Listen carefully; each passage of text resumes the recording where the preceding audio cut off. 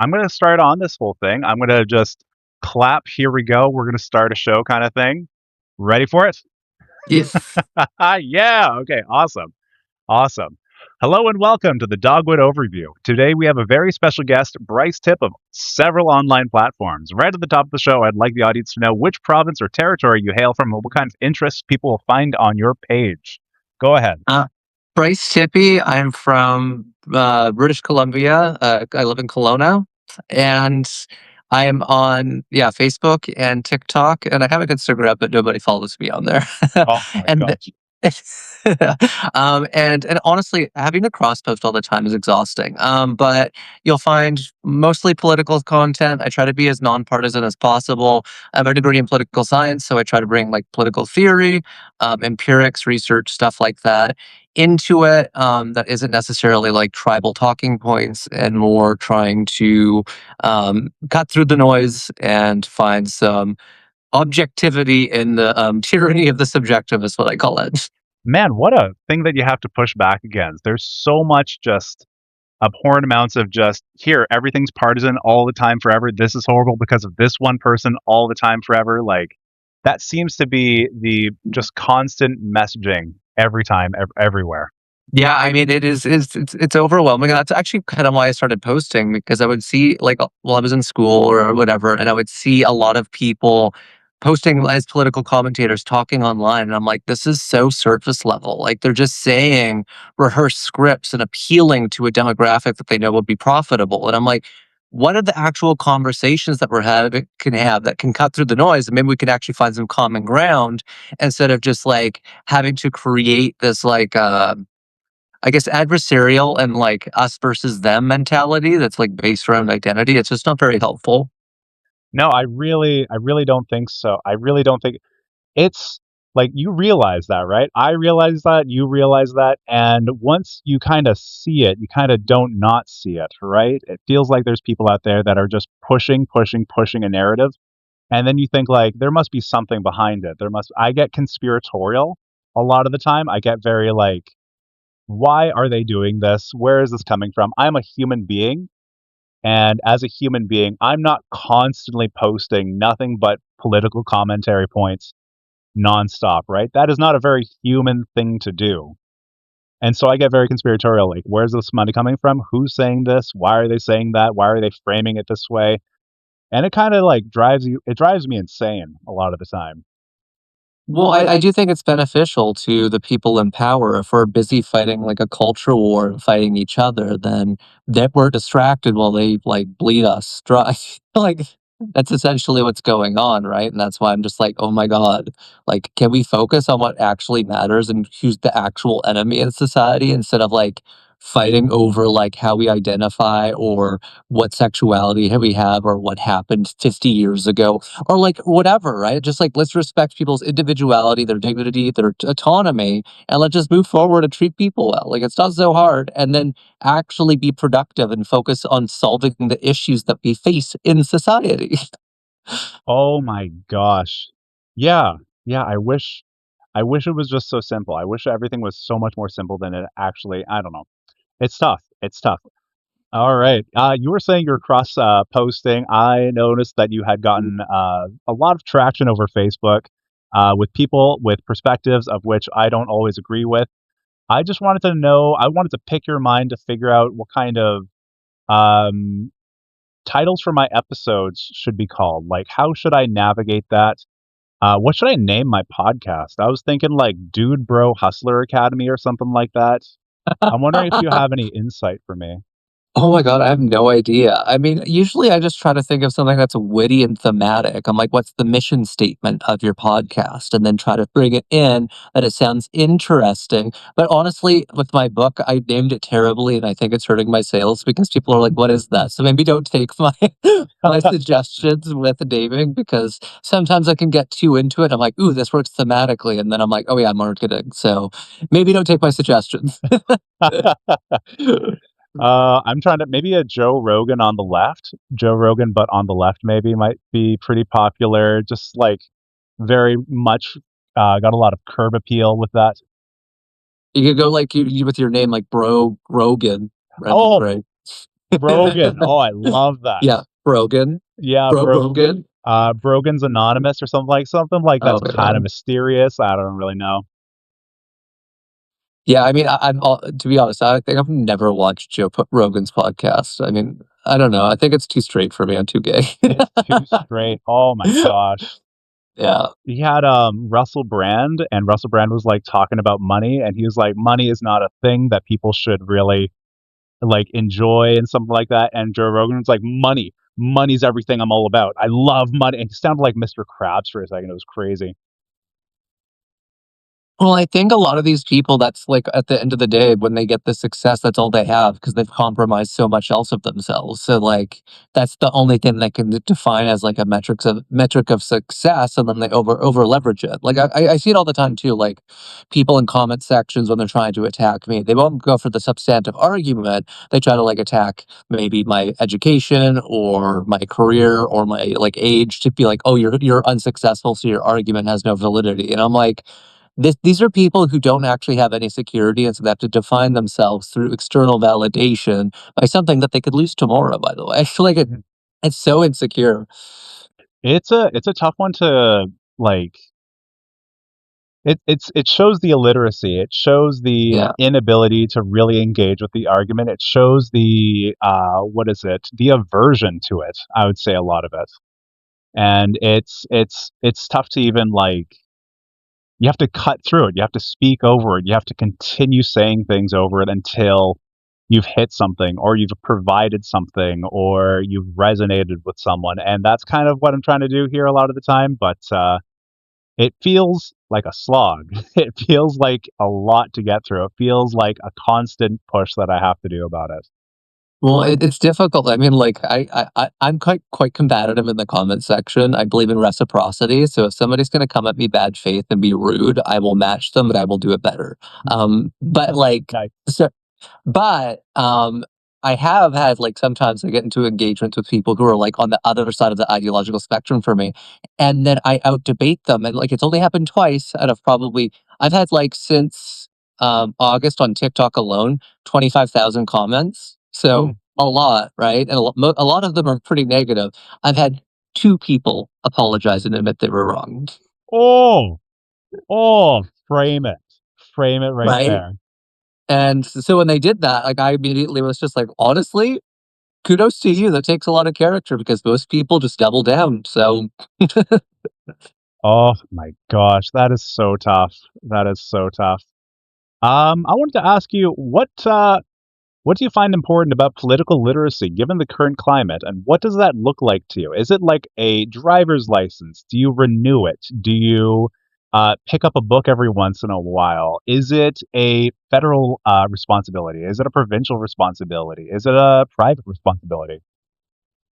Well, I think it's like a cultural responsibility, we don't prioritize it enough, right? Like, we treat it like a team sport, but, like, political literacy is so important because, like, if you have information asymmetry where somebody knows something much better than you do, it leaves you being vulnerable to be taken advantage of because they can tell you things that you don't understand and you don't know that you're being lied to you. So then you might believe it, and then now you're down this rabbit hole that on something that isn't even actually true. A good example of this would be like if you go to the mechanic and they give you a quote and say, "Oh, you need this part replaced and this part." If you don't know of cars, you have to just trust what they're saying. That's an information asymmetry and they could take advantage. The only way that you could challenge that quote is if you get a second opinion from another expert, right? So I think it's like a cultural thing that we have to try to implement in schools, but also try to just like instill a value back into society and say like, look, we need to value critical thinking, we need to value intellectual humility and honesty, and these are the sorts of things that if you teach critical thinking and you try to prioritize and value it, and especially start teaching it to children very young, this would just cause political literacy because people would then actually look at the empirical evidence of it. They'd research it out and form conclusions based on evidence, not start with conclusions and then try to find evidence to support said conclusions, because that's the era that we live in right now, right? So that's what I'm really big on, is that I see a lot of people who are taken advantage of, who have been convinced that politics is an identity thing instead of a epistemological thing. Like it's knowledge based, it's objectivity based, but people are making it emotional and identity based, and then it leaves them vulnerable to being manipulated because if you uh, merge something with identity, you become very inflexible, you become very resistant to new information, and it becomes very existentially threatening when people challenge you or something that you might believe. Because no longer if you change your mind, now your identity might collapse. You might actually feel like you're having an existential crisis because, oh, I was wrong about this whole thing that I base my identity around. I can't survive after this. So that's the problem, is that we need to get back away from treating politics like a team sport or something to do with identity, and understand that most people, regardless of ideological outcomes, want the best for society. They just disagree to how to get there. But political literacy is important because then maybe we'll be able to be more honest about some of the strategies might actually be more faith motivated than actually empirically motivated, because certain policies just have better empirical outcomes. For example, austerity. A lot of people are like, yeah, we need smaller government, cut government spending. Austerity has been proven to be bad for society. It's bad for economics. It leads to consolidation at the top, and it leads to lower productivity overall to society because people are not getting education, they can't get good healthcare, and it just has a massive spread all throughout society, and then it like actually bleeds into economics. So it's actually the economists who are like, no, we need to like cut government spending. I'm like, well, no, the empirics actually show otherwise. Mm. And there's like a complacency that's involved with that kind of austerity. It's not getting better. Why make it? Why do the personal uplifting of trying to make things be better? There's kind of, hey, if things are not going to get better, there's no reason to improve it upon it on my own shoulders. That is really tough. But I really liked how you said not getting taken advantage of. Like when you go to a mechanic, you're going to be offered parts and pieces and services, and not being taken advantage of, having your own mechanical aptitude while going into a conversation, I do feel is incredibly important. Because, uh, you don't want to get screwed over. And I find that to be the case with like environmentalism. Like British Columbia has very beautiful mountains, rivers, streams. It has a lot of beautiful greenery and environments. And if we don't preserve that, we lose a lot of our international appeal. You can frame it as as a economic boon for us to say, hey, our environments are working really well for us. People want to come here. They enjoy the mountains. They enjoy the waters, the rivers, and the wildlife. We need to provide better care for it, or we're going to lose something that we can't replace. It's something that's really important to us. And that is, you know, it has to be framed in a financial sense for a lot of people. And I find that to be the case for a lot of arguments as well. You can frame almost anything in an economic sense. You can frame, hey, if we don't promote DEI, people aren't going to want to shop with us because people aren't going to want to shop at a place that doesn't acknowledge other people's diverse needs and capabilities and ethnicities as well. It's so unfortunate that we have to engage it in certain ways as well. Literacy, important. I wanted to talk about as well something like partisanship and principle, checking your team mentality at the door. Just engaging with the policy is very, very important to me. It's just engage, like no team sports. Um, just checking your team sports at the door kind of thing. Saying, hey, it's not liberal versus conservative all the time, top to bottom, all the time, forever. It can be, there's many different kind of facets to all sorts of pieces of government, and we need to engage with each one where they are. And if we don't, we're losing a lot of focus of what we're capable of in our current democracy. Like, we have to know what's municipal, what's federal, what's provincial, so that we know what battles to pick instead of just calling everything liberal or everything conservative or everything NDP. It's kind of, you know, part and parcel. Figure things out one thing at a time and then move forward from there. Yeah, I mean, it's and the other thing that I have a problem with partisanship is that policies become prescriptive then. People feel the pressure or the need to believe or support a policy because of their identity affiliation. And so they're not even genuinely believing something because they think it's good. It's just like, well, no. my identity says that it's good, so now I have to believe this, and if I don't believe it, then I'm gonna be, like, excommunicated from my tribe, and it's just like, this is not good, guys." If we start to resemble Scientology, maybe we shouldn't, participate in that behavior. Oh my gosh. Yeah, I mean, that's a gambler's fallacy, right? That's just what Yeah, I've sunk in too much time in this. It's too much of my identity. And you know what? No one is like your I don't know how much your values are who you are, you know? I don't know, like, how can you segment that from a person? That doesn't come from me.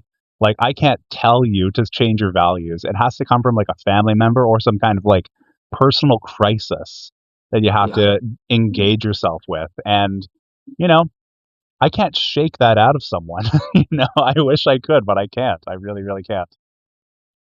Yeah, I mean, that is something that I do notice that, like, sometimes I've gotten into debates with people, and usually it's kinda like an onion. If I can get down to the core of it where I see, "Oh, we're debating, and it's just a incongruence of value prioritization," because most people have the same values, they just rank them differently.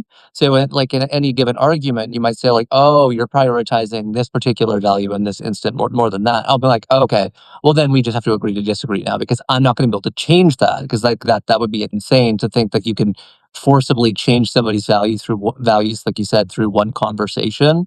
Usually, it has to be something experiential. Like my own values and how I grow has been through like personal crises or my life going to shit, and then I'm like, oh, I've learned something new, and now things have changed and I've evolved. So yeah, it's not really so. Yeah, I think it's good to exit and realize that agree to disagree, and I do think it's important to differentiate when somebody identifies and says, oh, because like I've even had like in some of my lives, some people come in with some pretty interesting ideological affiliations. One guy was like a from the States and he was a Catholic monarchist, Oh my gosh. right? That's a And then I lot. had yeah, and then I had another girl who was like, she even identified as like far right, and she's like, I like some fascist stuff, and I'm like, okay, interesting. And she wasn't rude, she wasn't hostile, she wasn't saying anything like egregiously offensive. So I said to everybody in the live, I'm like, okay, everybody, let's not attack people randomly. She's not doing anything wrong. Let's have a conversation. And I started quizzing her because I'm curious. It's not very often that as a gay man or a political scientist that I get to like talk to somebody from that political side of the spectrum and understand how they got there. And so that's what I was just trying to do is been like, okay, asking questions like, what was your background like? Did you have any kind of experiences that kind of triggered this for you? Like, what was your affiliation before this? And so, yeah, I was just curious. So that's what I try to do, differentiating between like how people identify and then they're also conduct, right? Because that's where I differentiate. Some people who are on the right might see me in the comment section and claim that I'm partisan, but no, I'm just matching energy a lot of the time. If you're going to come at me and be rude or say something bad faith, I will come back you just as hard because I want to make it costly to be a bad faith interlocutor in my comment section. So, but overall, it's more about matching energy and matching demeanor and not attacking somebody just based on how they identify because I do feel like that's not going to be conducive to finding any common ground. As a white presenting man, I don't get that much. I don't get that much at all.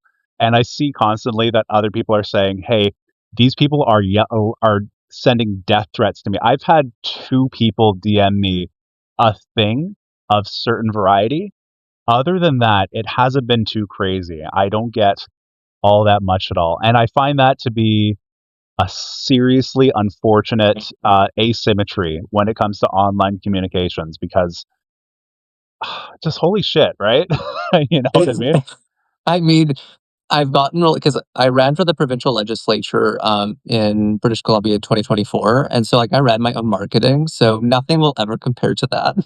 Oh my god. Yeah, that was brutal, and it was, like, the people who live in my city who were being awful to me, so, that was, like, trial by fire. I thickened up my skin quite a bit after that, Yep. so yeah, now it's like I do get, like, a lot of homophobia in my comment section, a lot of transphobia, which is really weird because I'm a cis man, I'm a gay man, I might dress a little bit, like, fun and femme, but, like, I identify as cis, so, like, they'll be like, you'll always be a man," and I'm like, "Yeah?" You got some Like gothic inspirations in your background as well, and I yeah. really appreciate I think that's awesome. I think that's wicked. I'm going for, like, a Poe aesthetic, but, like, modern and gay. Yeah, yeah, yeah. That's awesome. Oh my gosh, there's so many bits and I'm forgetting everything because it's a lot and I'm really like I'm like, hey, let's talk about this. Let's offshoot into that. And I Um, mean, it doesn't help that I have ADHD, so I'm gonna be all over the place. I'm sorry if I go down rabbit holes and go off on tangents. I'm learning a lot in terms of like how to present myself on a podcast. I'm like I should write something down. I should have a pen and paper on hand. I should have something ready to go to keep things going. So I'm learning a lot here. Hey, you were part of the you're a candidate for the legislature, MLA. Yes. Oh my gosh. Yeah. Ilona needs it, by the way. I mean, I do feel bad, though. I mean, it's not my fault because, like, they would have ran a paper candidate anyway for the Green Party, so, Mm, like, they did it for other ridings, but, like, the NDP candidate, Loyal Woolridge, would have won. He lost by, like, I think, like, 60 votes in my riding. brutal. Yeah, I got 5% of the vote. I got 1,000 votes, so if those people would have voted for NDP, then Loyal would have won. So, um, I felt bad, but at the same time, like, they would have ran a paper candidate. I mean, I could have dropped out and sabotaged the Green Party, but I don't wanna, like, commit career suicide either. I mean, if you can So, help it, I guess. yeah. So, yeah, it was an interesting experience. It was also kind of a terrible experience because I got it, like everybody else got the nomination, like, 8 months before. I got it a month and a half before the election.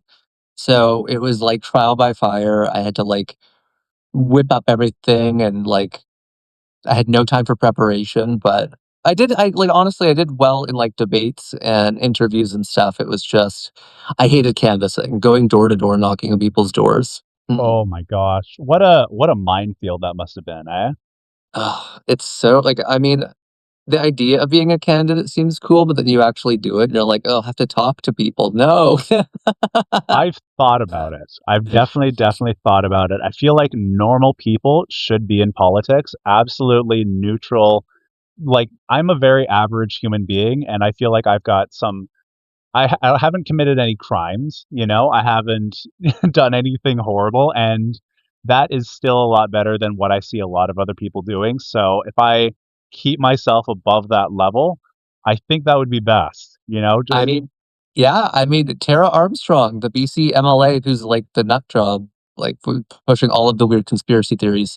I've met her. She, like, lives like, 2 ridings over from me. She lives I think she's, like, the MLA for Lake Country, so what I'm she's saying. right? She's right nearby me, so if she can be in the legislature, you definitely can. Oh my gosh. And it pays, man. And it pays a lot too. Like if you just say to people, "Hey, it actually pays a lot of money to just almost you doing nothing in legislature where there is a conservative heavy conservative candidate that is doing active harm and you do nothing in their position, you are doing everyone an extraordinary good. If you just sat like a potato and did nothing, that would be a positive impact on British Columbia's history. If you just said, "Hey, Tara Armstrong, you're out," and you know what? I'm going to twiddle my thumbs for hours, and I won't push residential school denialism in British Columbia.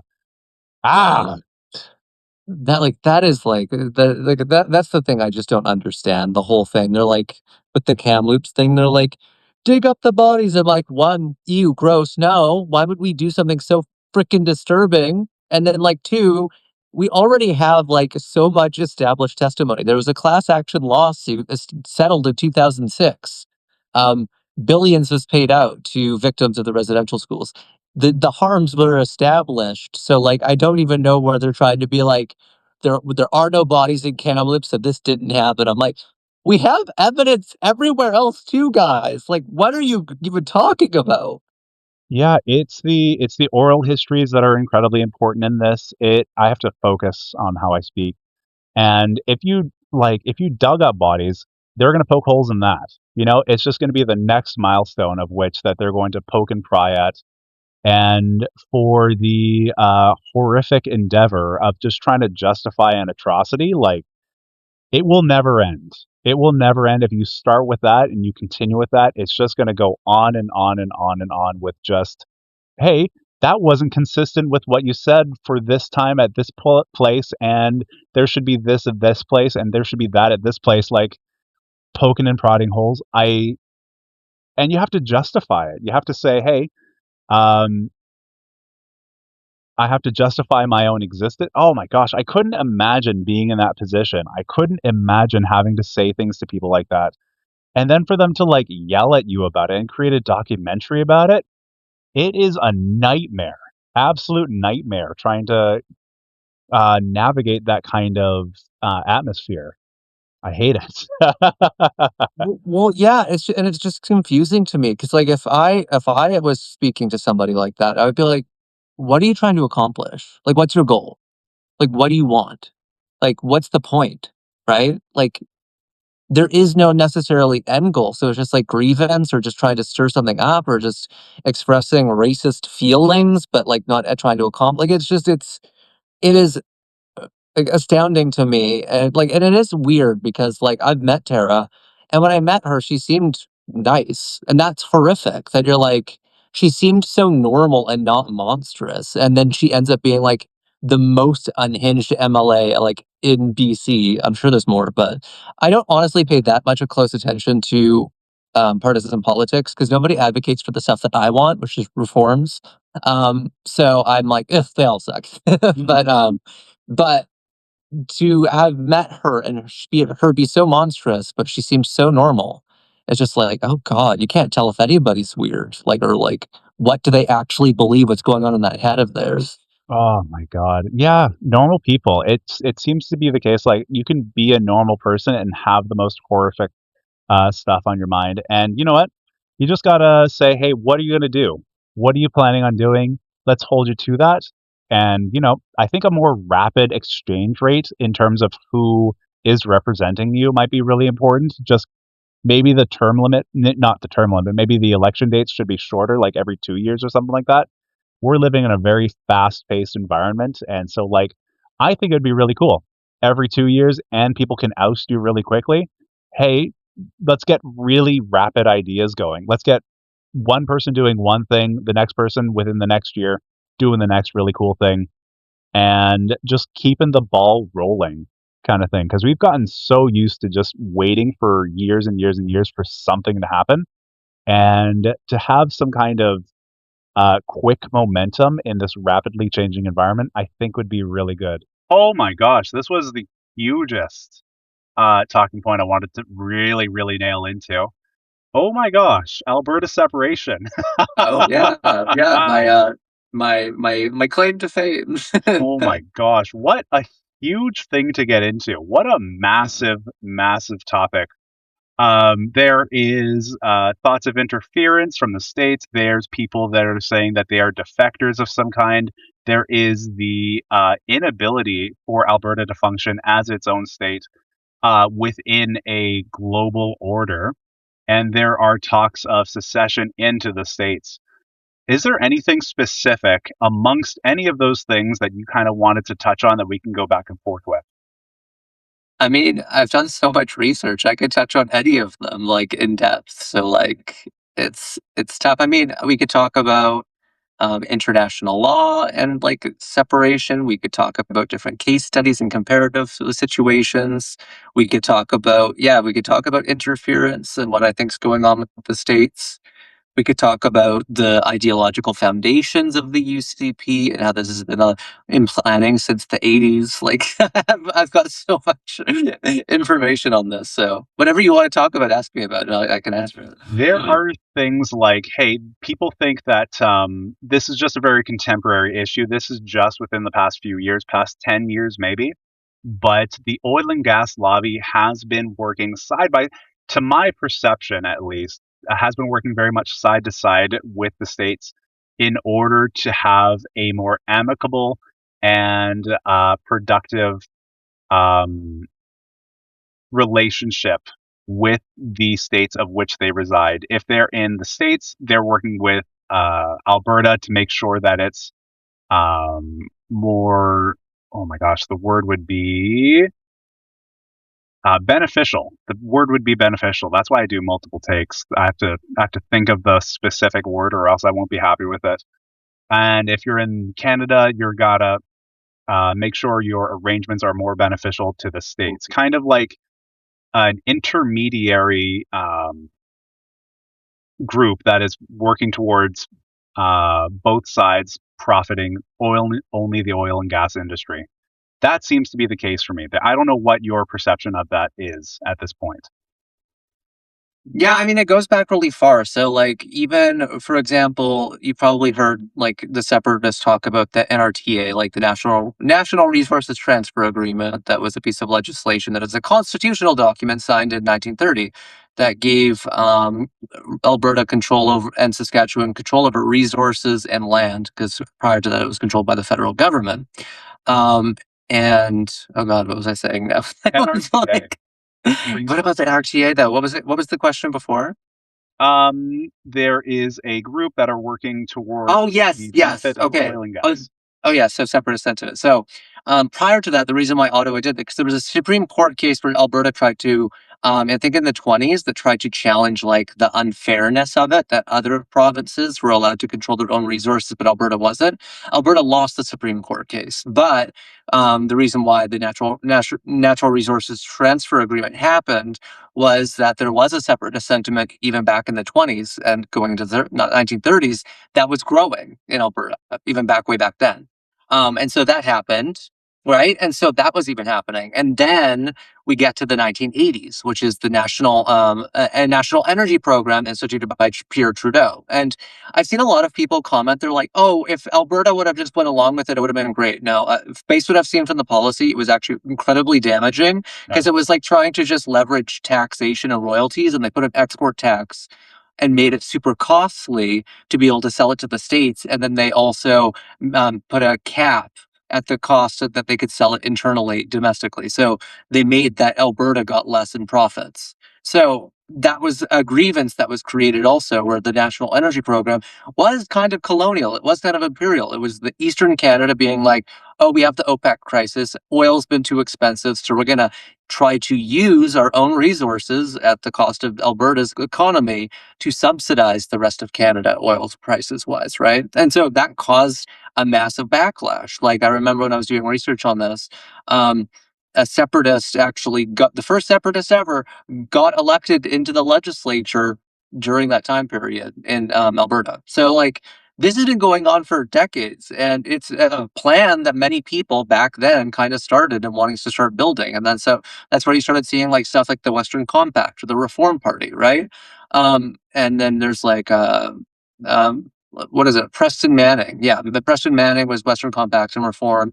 And then even Stephen Harper was part of the Calgary School, because there was this like cabal of academics at like University of Calgary who had ties to the U.S. Right, ties to the oil lobby. One guy actually had ties to Dick Cheney, but they very much wanted to decouple themselves from Eastern Canada, and they just didn't like how the Supreme Court was, and they didn't like that Alberta didn't have like control or like its own sovereignty, and they became kind of like hawkish about sovereignty within a united Canada even back in the 80s, and this is something that they've been pushing forward. So it's like, and then these people mentored Danielle Smith. Yeah. So this is so yeah, this has been going on for a very long time, and they tried a bunch of different stuff. Like Harper tried to use when he got elected as prime minister, he tried to decentralize the federal government. He tried to give provinces more powers through the executive, but that failed. Especially when he tried to reform the Senate, that was slapped down. And so they were just like, okay, so we've tried this. They saw that constitutional amendments in the 90s with Meech Lake and Charlottetown both failed. So they're like, oh, that's going to be impossible as well. So we can't do constitutional amendments to fix equalization or the Senate.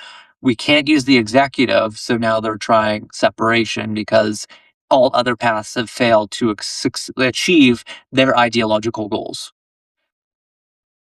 Man, there you said about a cabal coming out of Calgary. I've heard inklings of that. I've heard a little bit about that, that most what is it, career long, lifelong politicians are coming out of Alberta. I've only heard little bits of that, and I'm like, how true is that? Is that most of the conservative parties are coming out of Alberta? So I find that to be a weird case. Well, I'd say in uh like the conservatives like the UCP and stuff, they have ties. Stephen Harper, for example, was trained in the Calgary School as well in the University of Calgary and was recruited. So he was part of the people, like some of the people, I'm trying to remember their names because it's been a while since I did the research. Barry Cooper, Tom Flanagan. Um, there was and then two other guys with weird names. Yeah, no uh, worries. Yeah, Barry Cooper and Tom Flanagan. They're the most notable ones, because Tom Flanagan was Danielle Smith's like main mentor, and then Barry Cooper has ties to the Fraser Institute. He's taught Danielle Smith. He co-authored the Free Alberta Strategy, which has the game plan to lay out how to create a sovereign Alberta within a united Canada. But then there's also the final piece of the booklet that they have in the Free Alberta Strategy that it's called The Final Resort, which is about separation, right? Mm. And it was co-written by also Daniel Smith's chief of staff currently. Oh, She's like, we're not pro separation, but my chief of staff was like the blueprint behind the separatists. all fingers are pointing that way, right? All fingers are like, hey, they are doing that. And then people are like, I didn't sign the petition. The UCP members didn't sign the petition. No one was told to. And then there are members out there that are being like, yeah, I actually did sign the petition. I am on my way to the petition signing. I can't wait to sign the petition. I am not a separate. The UCP aren't separatists, though. What kind of line are they trying to toe here? Are they trying to keep up the facade? No, I don't think they actually are. They're kind of laughing about it, I feel, in the back end, saying like we're not separatists, but actually we're doing everything we can. We're lowering the threshold. We're doing everything in our power to make sure that it is a feasible route for Alberta to go through. What do you think they're even trying to do with that? What uh Yeah, I think for me, I do think that it's a media strategy. So I think if they full bold face like Daniel Smith came out and they're like, I want to separate, that would get national news. That would the media would then be able to label her a separatist and everything. But if she plays the murky kind of area, a lot of journalists are cowards. So they're like scared to call it as they see it and actually make an inferential statement based on behavior, but they're just kind of going off of like this is what they did and she claims this, but like this is the actions that don't line up, but we don't know. So this is the kind of thing that makes it murky, and so people who are UCP supporters can say, well no, she's not a separatist, she doesn't support separation, and maybe they're not paying attention to the kind of legislation that she's passing that allows unconstitutional petitions to go forward and lowering the signature rate. A lot of people aren't going to be aware of that, so they'll be like, well no, she said she's not a separatist, so I believe her, and then that's it. And because there are a lot of UCP supporters who aren't separatists too, right? Like a lot of people who voted are not actually pro-separatists. I don't think like that's why a lot of people when they're wanting to stop the petition and the referendum and or even angry at the federal government for not intervening, I actually think it's strategic. If they intervened now or tried to stop it, that would add fuel to the fire.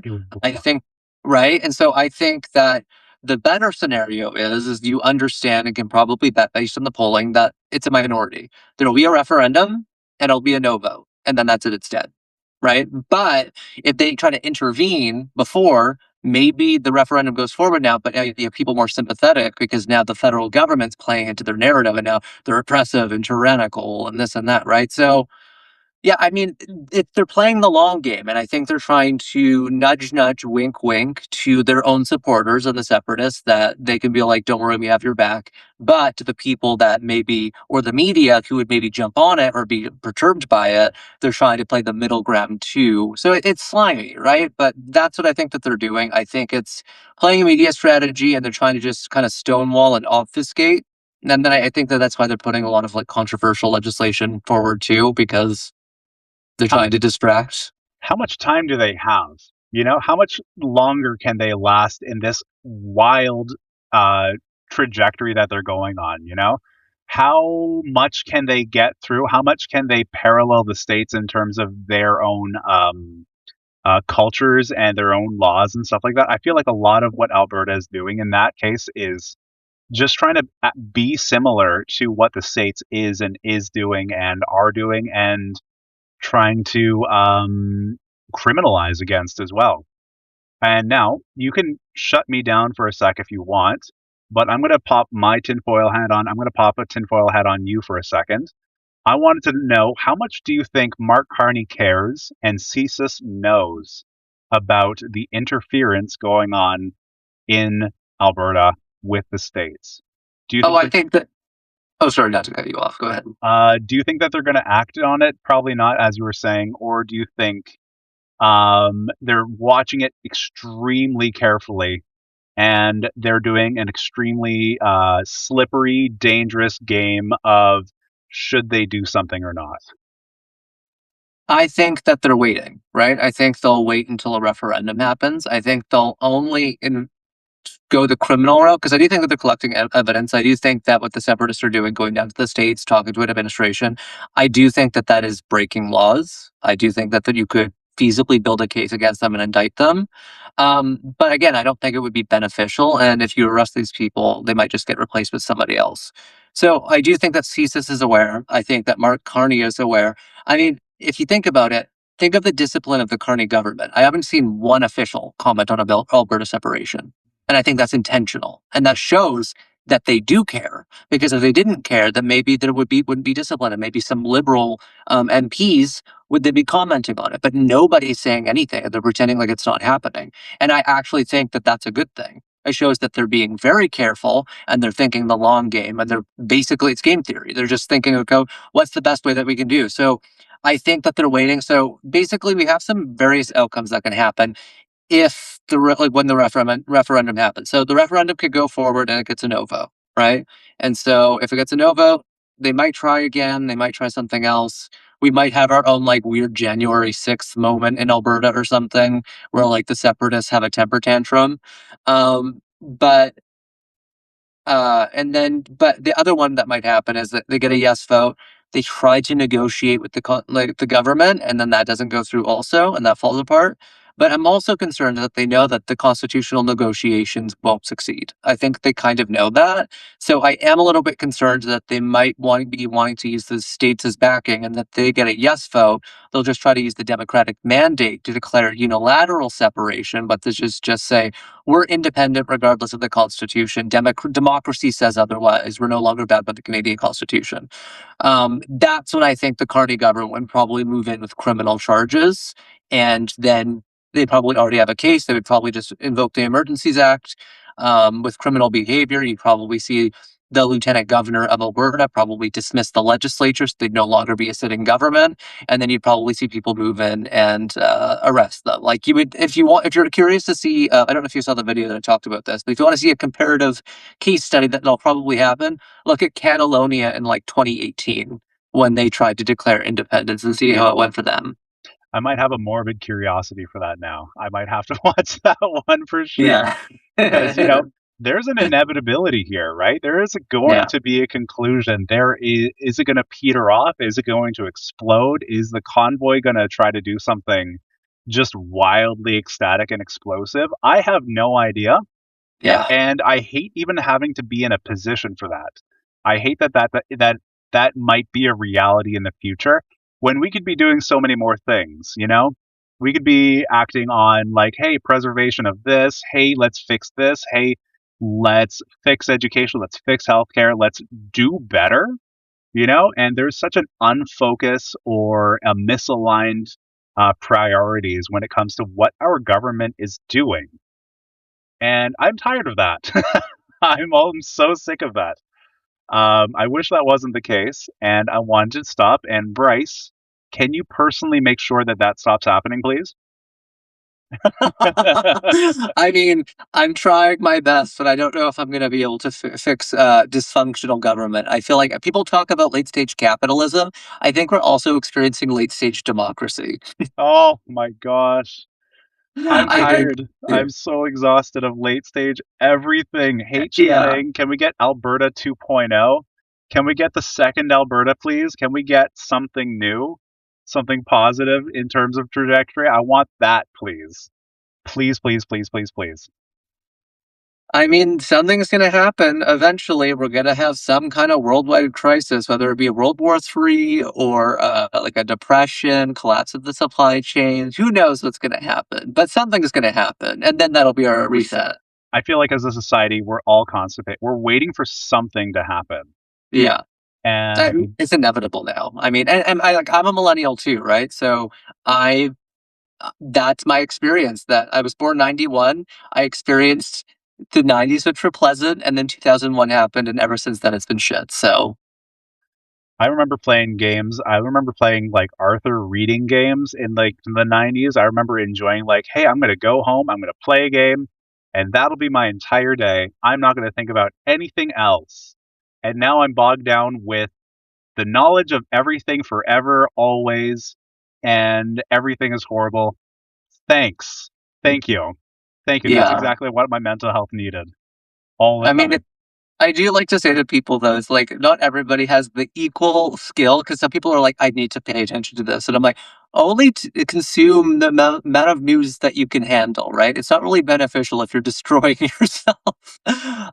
Right? Like if you can, like I'm pretty good at compartmentalizing. Sometimes though, I need to take a break. Like lately, I've been watching this great vet reality show called Bondi Vet, and it's like an Australian show about vets. And I'm like, this is so escapist for me. There's no politics. It's animals and they're getting saved. I'm like, this is so nice. Oh, I love that. I love that. We were watching Jury Duty. Oh, that was so uplifting. Oh, it's so good. Oh, it's so good. Oh, I loved Jury Duty. I loved Ronald, and like it was nice to see something nice. You know, it was a delightful thing. I Yeah. haven't seen Heated Rivalry. I have seen oh, the one with the Rose family and Schitt's Creek it was called actually. Oh, yes. I love Schitt's Creek. Just absolute delight. I need to get my mind away from it. I need to do other things. But the phone is so accessible. You know, Yeah. it's right there and it takes less than 3 seconds to get a dopamine kick. Whether good or bad doesn't really matter, but my brain feels something. Yeah, it's so easy, and that's the problem, right? And it kind of becomes almost like we're part of a TV series, and like we're waiting for the next episode in our own lives. But like, what's going to happen next, right? Like that's what it feels like. I want to be immortal, not because I actually want to live forever. It's just like I want to see how the series ends. Oh my gosh. Is it going to end? Is it going to just shift into something else? Are we Well, going to see a conclusion? I can't. I want to see the heat death of the universe, and then that's it, right? You're really not asking for much, honestly. Uh, you said something. I'm a bit autistic, and I've been holding on to thoughts for long periods of time. One of them was personal experiences changing one's mind. I was wondering if you're familiar with Immanuel Kant Oh, of and course, how yes. disappointed he would be with our current state of things and how people don't change their minds until they receive punishment for their inactions.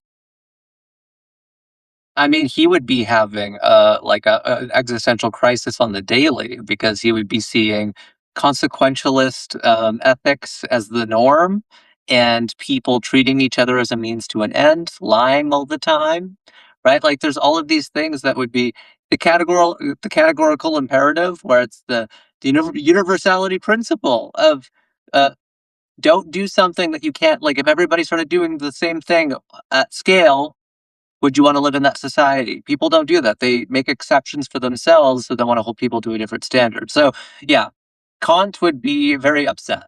So I'm sure he's glad he's in. I'm so glad I have you because, like, who else is going to pick up on that?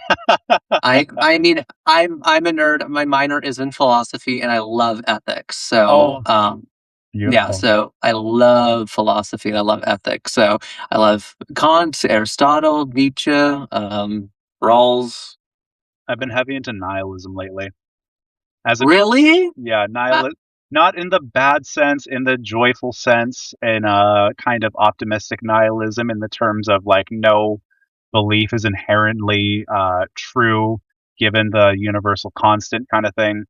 Not in the defeatist, actively decompose yourself kind of nihilist, but the if I'm able to choose what I value, or if it's predetermined, I will not know, but I will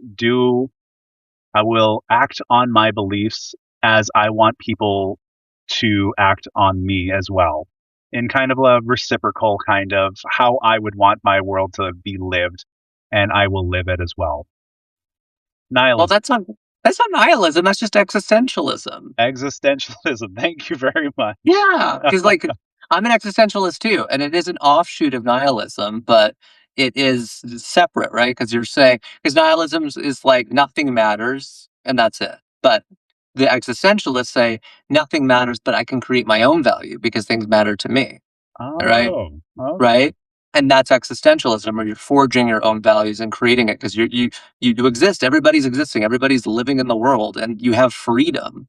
Um, John Paul Sartre, he talked about like how like freedom was like a burden because like you're burdened with freedom because you have to like be accountable for your own choices. And then there's Camus, who is an absurdist, where it's just like nothing matters, so the constant attempt to create meaning in a meaningless universe is hilarious. To just laugh at it. Oh, I love absurdism. Yeah, you too. I love absurdism.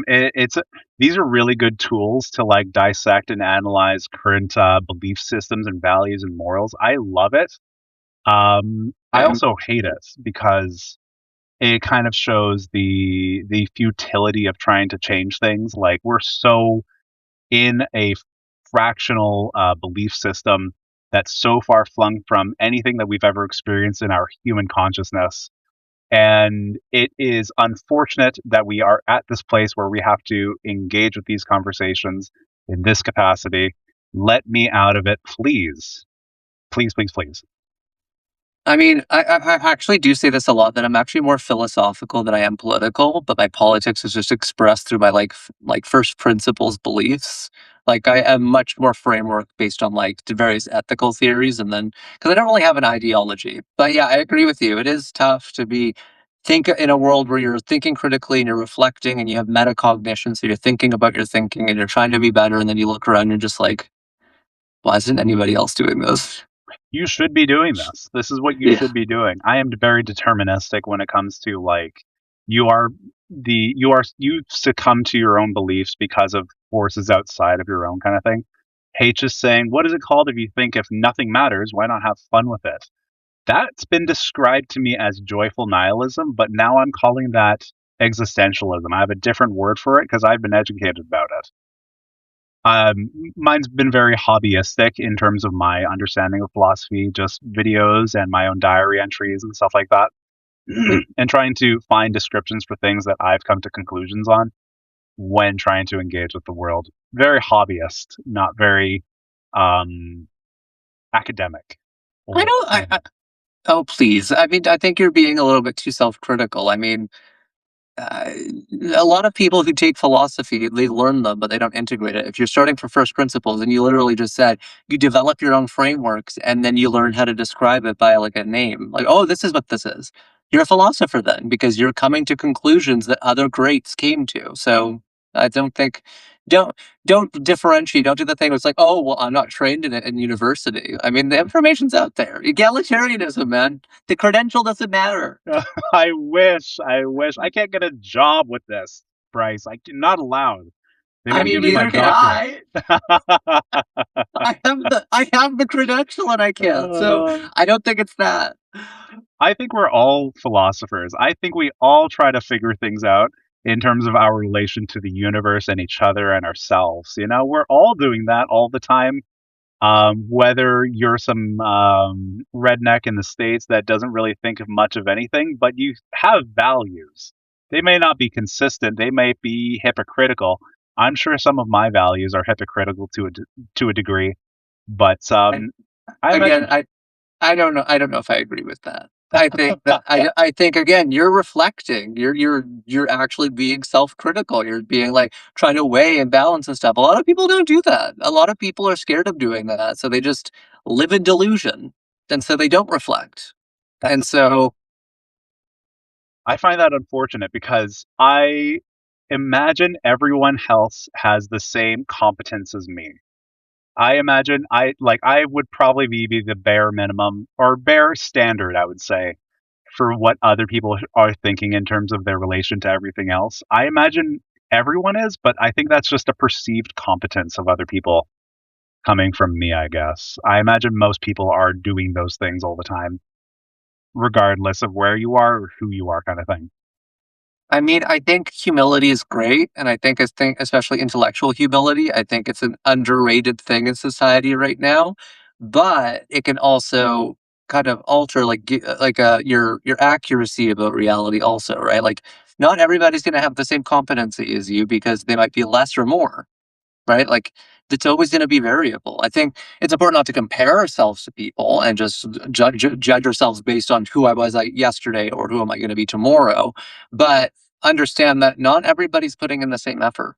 I think a lot of people have the same potential, but a lot of people choose that for themselves because it's too difficult or too scary for them. Because a lot of people are taught that if they admit that they have flaws, if they admit that they've made mistakes, that means that they're a bad person and they can't deal with it. So then they just live in denial and then they unfortunately have to live the rest of their life in cognitive dissonance, which is sad because it's like torturing themselves psychologically when freedom is in just being honest and taking accountability. It feels so much better. Did you say sad? Think you said sad. Yeah, it's sad. Yeah, it just seems aimless. It seems I don't know. I imagine a lot of people think of a lot of things all the time, but it would be almost lonely if you didn't have that kind of reflection, I would imagine. I and that's why I usually have to believe that that's the case for most people, that there's some kind of underlying understanding that that none of this holds any universal constant. Therefore, you're just doing this for some kind of X kind of reason that is making you act in a certain way. Very deterministic, I would say, is my beliefs. I'm very like, you're probably going to believe what you believe because of a set of circumstances that have led you to this point. And I don't blame the individual for that. I try my best not to, at least. I try my best not to think that people are inherently going to end up at a certain place out of their own volition, but mostly because of things that have been done to them or whatever like that. It's, you know, I try to provide that to other people when engaging with them about their morals and beliefs and values and something like that. The opposite of that is too hard to bear. I was gonna ask, I'm like, why? Like, are you scared to think about the opposite? Or like you seem like a pretty nice guy, right? So like do you feel bad indicting people or judging them and like saying, oh, your moral character, like you made this choice and like what that might mean about other people? Does that make you feel like guilty? I could imagine the inverse where people look at me and call me shallow for the same reasons that I provide to others when I say unto them. So if I'm not granting them the same fairness, it would it would indict me to the same scrutiny that I would conceivably call fair. But is it like because the thing is that like, do you think it would be accurate? I'm sitting here having a conversation with you, and I don't think it would seems very like I don't think it would be an accurate descriptor of you just call you shallow, right? So I think that's the incongruence there. Maybe somebody else is shallow. Maybe you're not. So if somebody calls you shallow, then you have your own knowledge of self where you're like, well, I'm not shallow. And I act in line with my values and I'm okay with that. So I just think that person's probably projecting. I love this. Yeah, absolutely. And then I can say something like, is shallowness something of value in my society, in your society, or to your personhood or to my personhood? And is there utility to the shallowness to just get by as well? Like, is it something that provides you a cushion that allows you to navigate a world that has caused you to be a certain way, that provides benefits to you? Maybe it's a burden to overthink things. Maybe it's a burden to have inhibition. You know, maybe it's a burden to be humble in a lot of ways. So I try to imagine everyone's interpretation of their self reflection and the importance of that in relation to the society of which they live. I think. I think that was it. You're so charitable for other people. I It's try. so nice. You're so nice. You're so kind. I am not as nice. I mean, I try to be compassionate and empathetic with people, but I also believe that, like, I'm always concerned about, um, holding people who are not, like, treating people well to account, because, like, if there's a lot of people who focus on being, passive or civil, and then bad people get away with doing bad things. So for me, I'm like, well, no, I want to see fairness, equity, and justice in the world. And so sometimes I'm going to have to fight for that and actually hold people to account. And sometimes I will have to indict them. I mean, I hope you have, like, you seem so nice that I hope you don't read some of the stuff that I say in the comment sections because I am mean. Oh my gosh. Yeah. I have to say, Bryce, I gotta call it. This is the second time there's a pop up about a 40-minute Okay. thing. I Okay. have loved this so much. I genuinely, Yeah. genuinely have. Um, I think we have to talk about more about philosophy at a later date because Yeah. I don't get to, you know. Yeah, no, I love philosophy. Neither do I. I mean, I talk about it with myself, and Mm. I just think about it a lot or research it. But yeah, there's nobody to talk to about it. Oh my gosh. Genuinely enjoyable conversation. I hope to do this again. I hope to find other people that are similarly aligned for certain things. And thank you so much. Awesome. Thank you. This was a great. All right. I'm going to talk to the camera for a second. I'm going to say something like, if you liked what I'm doing at all, if you enjoyed what I'm doing, conversations I'm having, or the format of which, please algorithmically boost this by any means. The show entirely runs on your individual enthusiasm. Thank you, Peggy J, H, and Bobby Love, and I think I saw Johnny as well here for a second. Thank you so much. All the best. Any thoughts and feelings right at the very end there, Bryce? Any? Oh, here. This is really important. Anything you want to plug? Anything you want to talk about? Anything that you want to bring up? Go for it. Oh, well, I have a book. Yeah! Woo! I talked about it at the beginning. It's called Apocalypse is Chaogenesis. It's Greek, so I went a little bit overboard with it. So yeah, don't take my naming on it. But it's about Greek mythology. It's a retelling of the Titanomachy, the civil war between the Olympians and the Titans. It was inspired by a quote that I found in Hesiod's Theogony, which is like one of the foundational texts, like from 8th century BCE, where Zeus honored the goddess or Titaness Hecate above all other gods. And I was like, that's so weird. Why would he do that? So I went down this rabbit hole and I then came up with this story to try to justify it. So I tried to be as accurate to the Greek canon as possible, but I filled in the blanks. I wanted to explain the how and why behind Greek mythology. Awesome! Woo! Oh my gosh, I can't believe I almost forgot the most important part of what I'm doing here is trying to talk about what you're what you're going through. No, it's totally fine. I mean, my cats are like, I hope I'm not, my cats are both making sounds in the background. So I hope I'm not bothering you. But yeah, no, it's totally fine. Awesome, awesome. All right, Sure. I've learned so much. I've learned an incredible. I'm going to cut this part out.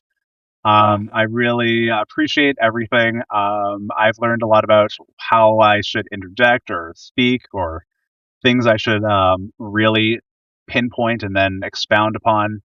The format seems okay. I think there's a little work that can be done on that, but other than that, I think I can keep it going. I think Yeah, I've got this some is good. things. Awesome. Yeah. I want to keep you, but I'm not going to keep you. I appreciate Okay. it. Okay, awesome. Thank you so much, Brendan. And you have yourself a nice night. Thank you, Bryce. Take care. Okay. All the best. See you later.